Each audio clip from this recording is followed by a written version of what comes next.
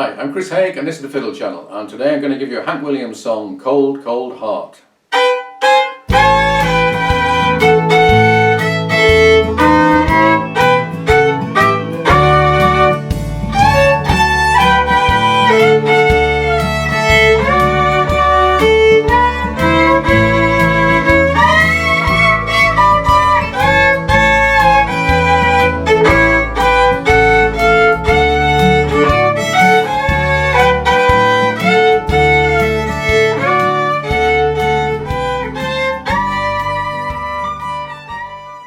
I think for a country fiddle player there's no better place to start than by learning a whole lot of Hank Williams songs. And Cold, Cold Heart, it follows the formula that all of the others have, and once you've mastered this you can play almost any country song. So I'm going to give you 4 versions. A simple one-line version of the intro and verse, a harmony version which matches the pedal steel, a simple backing and a more complex backing. The song was recorded by Hank Williams with Jerry Rivers on fiddle and Don Helms on steel, and he recorded it in Nashville in 1950, and it's still one of the favourites. And by the way, if you're enjoying my videos and would like to get hold of all of my PDFs and potentially all of my backing tracks and my tune collections and much more, then do consider supporting me on Patreon, which helps to keep these videos coming. Part of the Hank Williams formula is that the intro is usually 4 bars, and it's usually a line from the verse or the chorus, and this is no exception. So we're starting off with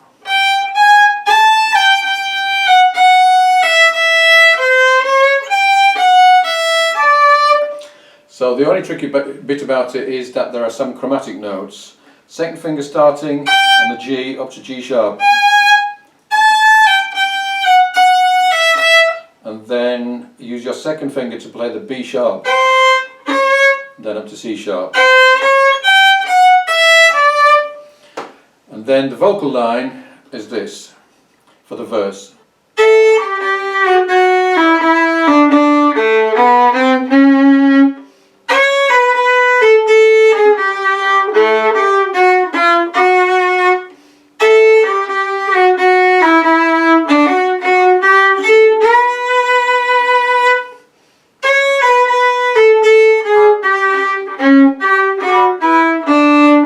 Just look at that last line,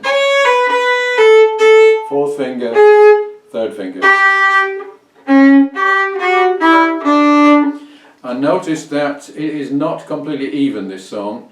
You've got 4 bars, and then 5 bars, because there's an extra bar, there's an extra G chord stuck in at the end of that line.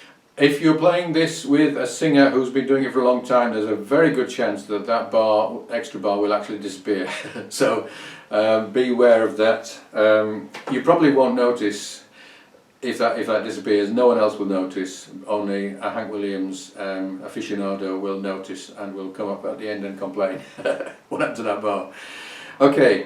So that's very simple. I wouldn't actually recommend that you play the vocal line along with the vocal, but it's very useful to learn it because it helps you to orient yourself within the song, and also it will help you when it comes to playing a solo. But I'm going to show you 2 different backing lines that you can play during the verse. I'm just going to give you that intro and single line verse with the backing.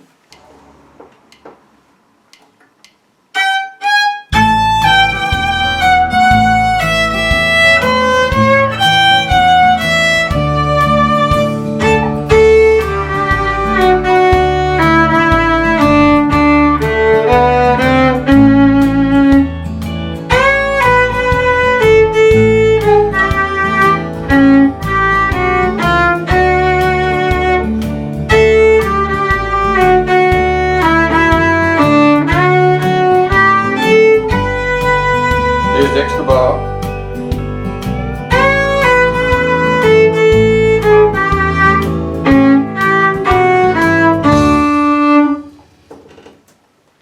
Okay, now on the intro the pedal steel plays a upper harmony, plays a 3rd above, which is actually very tricky on the fiddle.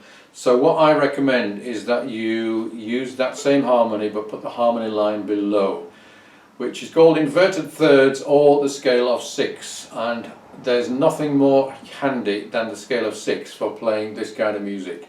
So I have a video all about it. If you're interested in that, then do check out the scale of 6. We're going to start off with a G with a B under it, and we're going to slide them both up, semitone, and then end up with the third finger playing the A and the second finger playing the C sharp.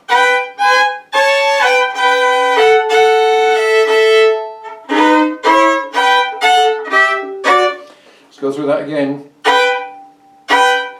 So 3 and 2, 2 and 1, 1 and open.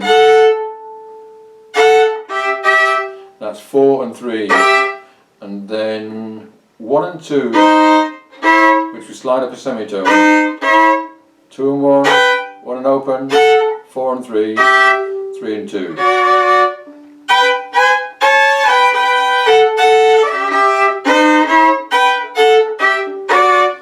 And the scale that this is built on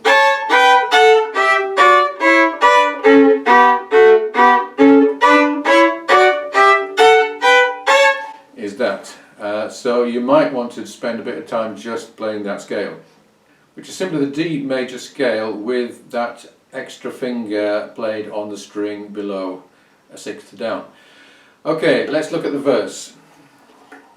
So we're starting with A with a C sharp above it.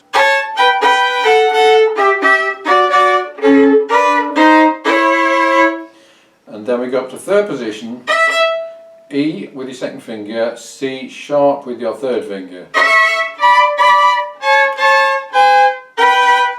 And again we're breaking that scale just by a semitone. Those two fingers going down. And then the alternative would be,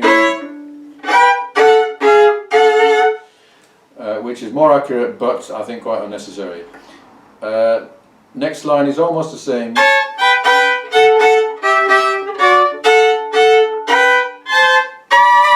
So we're going 1 over open, 2 over 1, 3 over 2, up to third position, and then staying in third position, put your third finger down with the second finger below it, down a semitone,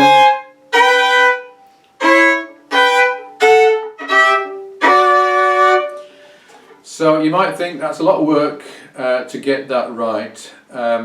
It is a lot of work, but when you've been doing this for, let's say, 6 months, practicing this scale, practicing this tune, then you'll be able to apply this to every Hank Williams song that you do and every country song like it, and it will be effortless and it will sound great. So it's worth the trouble now. Okay, let's hear all of that with the backing.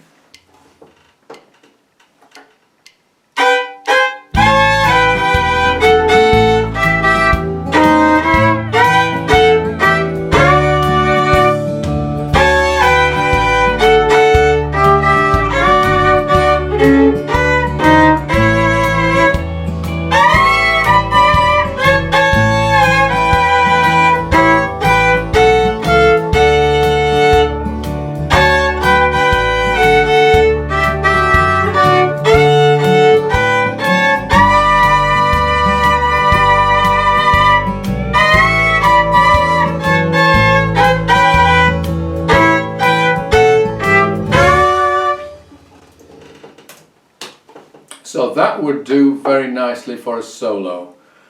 Again, I wouldn't play that behind the vocals, although you could play a thinned down version of that, which is what I'm going to show you at the end. If you want a nice discrete backing, then I would do off the beat note pairs. I have a video all about 2-note chord shapes, which will be very useful. For this song I've chosen 3 over 2 for the D chord, and 2 over 1 for the A chord, and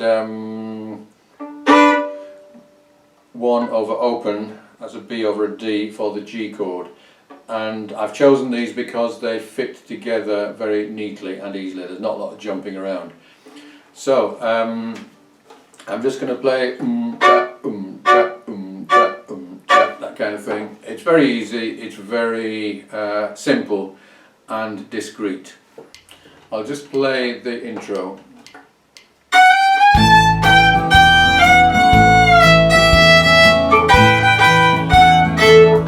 Here we go.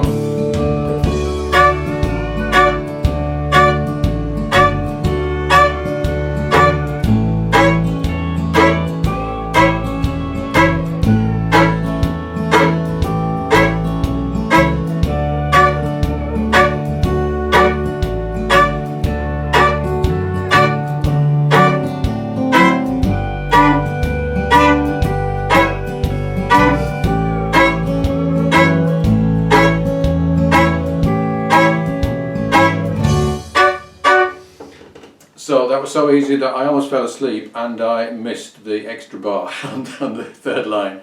There's actually one little bit of excitement, and that's when the D goes to the D7 chord.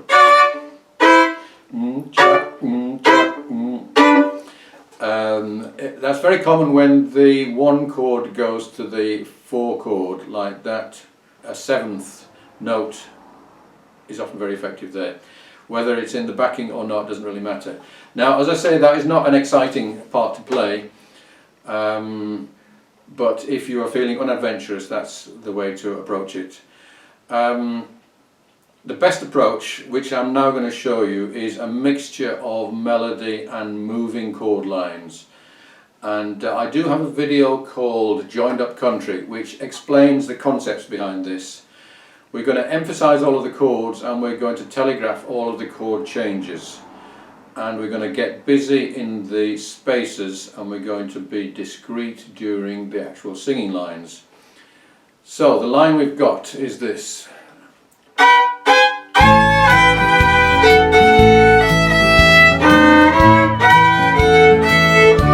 Here we go.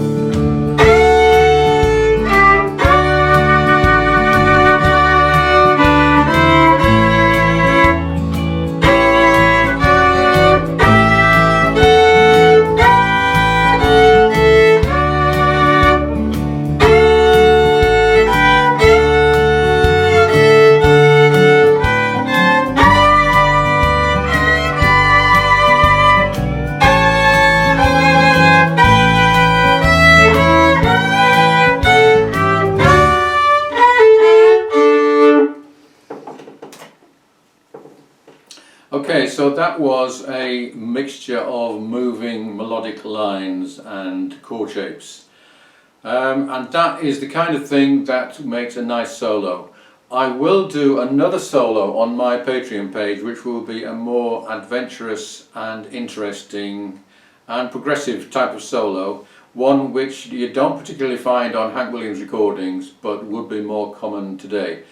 So with that I'll be using more flowing lines and more blues scales and less kind of pedal steel type sounds.